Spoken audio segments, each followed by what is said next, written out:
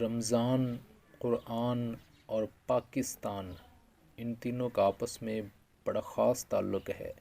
27 رمضان کو قرآن مجید نازل ہوا اور 27 رمضان ہی کو پاکستان وجود میں آیا۔ پاکستان کا مطلب کیا؟ لا الہ الا اللہ۔ دستور ریاست کیا ہوگا؟ محمد رسول اللہ۔ یہ سب کچھ بائی چانس ہے؟ نہ، اس میں بڑا خاص راز موجود ہے۔ کچھ لوگ جو ہیں وہ بے یقینی کرتے ہیں اور سمجھتے ہیں کہ شاید پاکستان ختم ہو جائے گا، ضائع ہو جائے گا۔ ایسی کوئی بات نہیں ہے۔ کیڑے نکالنے والے تو بے عیب چیز سے بھی عیب نکال لیتے ہیں۔ آپ ان کی باتوں میں نہ آئیں، یقین رکھیں، پر امید رہیں، اچھا گمان رکھیں۔ اللہ پاک گمان کے مطابق فیصلہ کرتا ہے۔ قرآن کی حفاظت کا ذمہ اللہ پاک نے لیا ہے، اور پاکستان کی حفاظت پر اللہ کے ایک خاص شخص حضرت واصف علی واصف رحمۃ اللہ علیہ، آپ نے فرمایا کہ پاکستان نور ہے اور نور کو زوال نہیں۔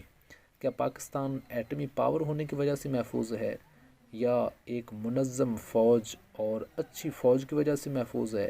نہ، پاکستان جو ہے یہ اللہ تعالیٰ کے فضل و کرم سے قائم ہے اور محفوظ ہے، جس طرح رمضان، قرآن اور پاکستان، یہ تینوں انشاءاللہ تا قیامت محفوظ رہیں گے۔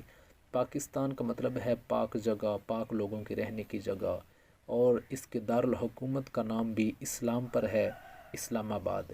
ریاست مدینہ کے بعد اسلام کے نام پر بننے والا دنیا کا یہ پہلا ملک پاکستان ہے جو ایک اسلام کے نام پر بنا ہے۔ پاکستان کے پاس سمندر، پہاڑ، میدان، خوبصورت موسم، گندم، چاول، پانی، دودھ، سب کچھ اللہ پاک کی بے شمار نعمتیں موجود ہیں۔